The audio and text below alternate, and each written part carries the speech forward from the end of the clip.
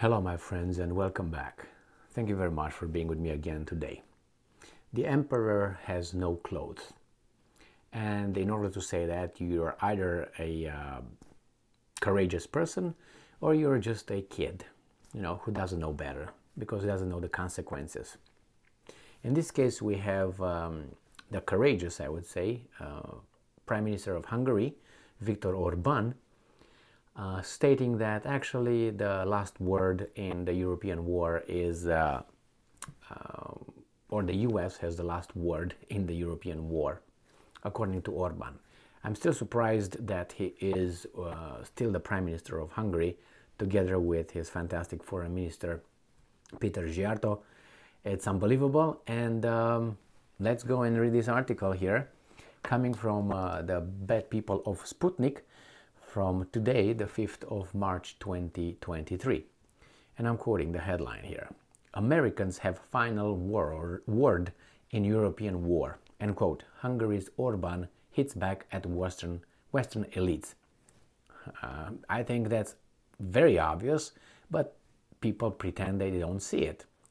And they still talk about, they have meetings, Macron with Scholz, Sunak, all these guys, and they decide what's good for Europe. Whatever they say, they have to run it through United States. We'll say, you know what, I don't think so. Okay, thank you very much, nice try. Amid ongoing Western efforts to draw his nation into a proxy war between NATO and Russia, the Prime Minister of Hungary promised his country's leadership is, and I'm quoting, strong enough to keep the war away from our country, end quote. Well, if you're a so-called independent, free, sovereign country, you should have your independent, free foreign policy. Hungarian Prime Minister Viktor Orban had pointed words for those pushing Hungary to join the Western proxy war against Russia this week. Remember, this is Sputnik, so when you hear these kind of things here and all that, even if you might agree or disagree with that, remember that's Sputnik. So Sputnik is not, how should I put it, balanced, because you're at war. And the same is Ukrainska Pravda, New Voice of Ukraine, Kiev Independent, Ukrinform, even our free media is not, it picked a side, obviously. It has its own agenda. And I'm quoting Mr. Orban. There are some who want to force Hungary into the war, and they are not picky about the means with which to achieve that goal, end quote. Orban told the Swiss outlet this week. A summary published on his website indicates, but, and I'm quoting, Hungary's leadership is strong enough to keep the war away from our country, he reiterated. Still, it's an enduring challenge, the Hungarian head of state noted, because his countrymen are the people most affected by the EU sanctions introduced against Russia, end quote. And I'm quoting again Mr. Orban, and it's not just the Western-imposed sanctions against Russia which are taking their toll on the country. As videos posted on social media show, Hungarian men living in the Transcarpathia region have been forcibly drafted at gunpoint and forced to serve as Ukrainian soldiers. Transcarpathia, hello, pretty. And I'm quoting, Ukraine is our neighbor. Yeah, but we won that one. Where it was taken and given to Ukraine from Hungary. So what are you going to do about it? Ukraine is our neighbor, where Hungarians live as well, end quote. Orban reportedly stated, and I'm quoting, they are being conscripted and are dying by the hundreds on the front, end quote. Unfortunately, at this point, the matter seemed to be out of their hands at this point. And I'm quoting, Europe has retired from the debate, end quote, Orban lamented. And I'm quoting again, in the decisions adopted in Brussels, I recognized American interests more frequently than European ones, end quote. In a war that is taking place in Europe, the Americans have the final word, he said. The Prime Minister agreed with a journalist's assumption that the deeper causes of Europe's weakness should be sought in the European Union because, and I'm quoting, it is destroying the nation's states without replacing them with anything workable. End quote. Asked by the interviewer whether, and I'm quoting, the deeper reason for Europe's weakness is to be found in the European Union because it breaks up nation states without putting anything workable in the place, Orban responded in the affirmative. And I'm quoting, I see it that way too, end quote. He agreed, adding, the European Union wants an even closer union, end quote. But since, and I'm quoting again, we don't agree on the goal and only on the way to get there, any such unity is a fool's errand, the Prime Minister suggested.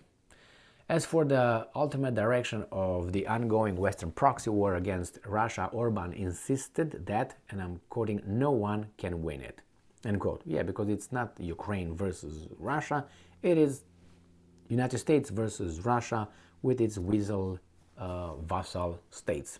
And I'm quoting again, there is a nuclear power with a population of 140 million up against the Ukrainians, while there is the whole of NATO up against the Russians, end quote, he stated. And I'm quoting again, this is what makes things so dangerous, according to the Hungary's Prime Minister, who claims the conflict has transformed into a, quote-unquote, stalemate, which can easily escalate into a world war, end quote, illustrating his knowledge of the Russian perspective towards the conflict. Orban recounted his February 2022 meeting with Russian President Putin, who he spoke with in Moscow 2 weeks prior to the initiation of the special military operation. And I'm quoting, Putin has a problem, this is what he told me, with the American missiles bases already created in Romania and Poland, and with NATO's potential expansion towards Ukraine and Georgia in order to station armaments there, Orban explained. Additionally, and I'm quoting, the Americans terminated important disarmament treaties, end quote, he explained, noting, and I'm quoting, this is why Putin could no longer have a good night's sleep. Who cares, right? But anyway,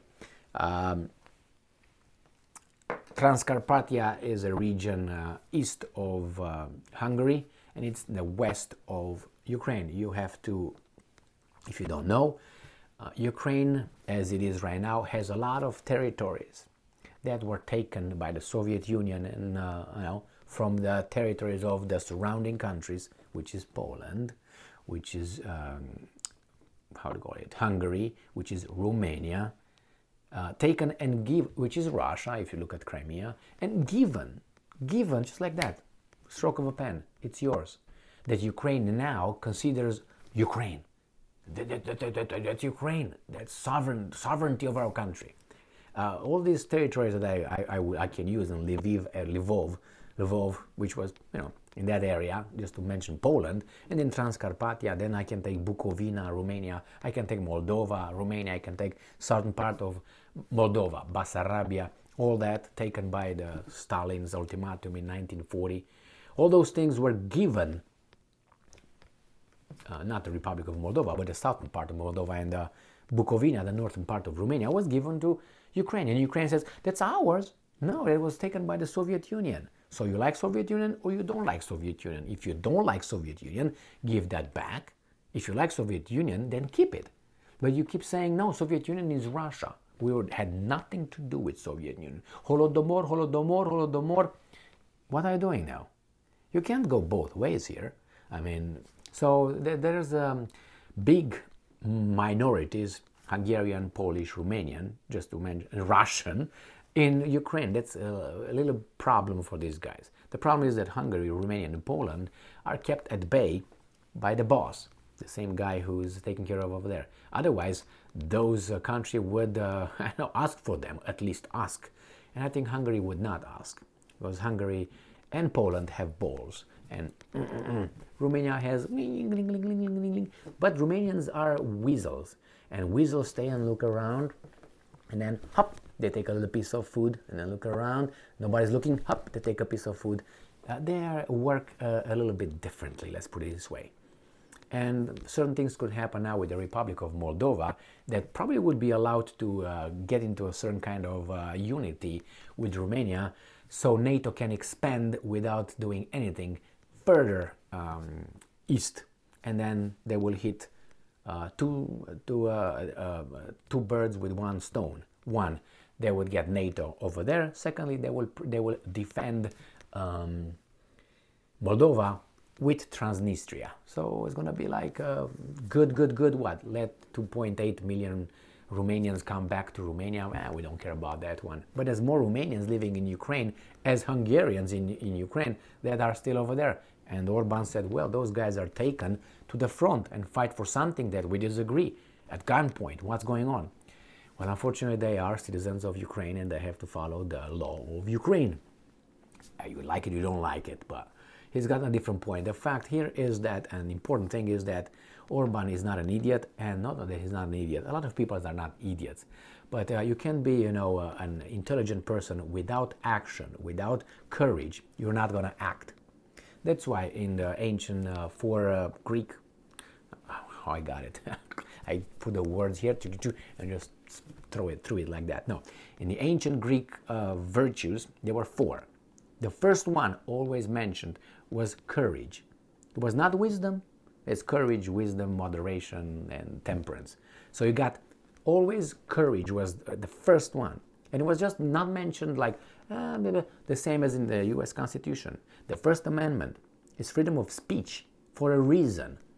And it's not the, Fifth Amendment or something. They're all important, but the reason, and the Second Amendment, the right to, have and so on, again, is the second. It's not the 10th Amendment or something. So they thought that that's important. The same here with, as I said, the First Amendment, and not only the virtue of courage mentioned first, because without courage, you don't have courage to act. And everything else that comes is acting. Because you have, in order to be wise, wisdom, you have to have the courage to look at different angles, get information from things that you don't like. It gets you some courage to get information that you don't like and say, well, I don't like this one, but I'm going to incorporate because that's going to make me smarter, understand things in the future better. Instead of, I just discard this. You work against you again with temperance, or moderation. You have to have your own, courage in acting that way. Slap your hand, don't go to the extremes. Or like the Romans used to say, media aura est. The medium, the middle road is the best. Don't go to the extremes too many times. That's not the way. To the extremes, you die like Morrison in like 27 years old, or Jimi Hendrix or Janis Joplin. That was not media aura est. It was extreme. Just to mention an example. So yes, courage, and Orban has the intelligence, has the courage. It's a very good, and has the moderation as well. And he's a virtuous man, I would say. And the same with Peter Giarto, the foreign minister that I admire a lot. If you can believe, I was born in Romania, and people who are familiar with the relationship between the Romanians and the Hungarians along the history, living close and intertwined, they know that, but no, I look at the Romanian leadership and the Romanian culture, trends, something like that, and look at the Hungarians. I don't want to say I'd rather be a Hungarian, but I identify with that kind of, like the Serbs, the same. The Serbs, there you have it. Hard, we're going to go. Romanians are, as I said, like, how do you call those, jackals. The jackals, when the lions are eating over there, they don't go over there and say, I'm going to come and get something. No, you know how they walk with the tail between the legs? It's not looking, they got something, And sometimes they win like that. But I don't like that kind of style. I don't like it because it's a style of weakness, of bottom feeder. Well, Hungary, as small as it is, it's not acting like a bottom feeder, and I like that. Thank you very much for being with me again today. Stay strong, stay smart, look for the truth, and be just.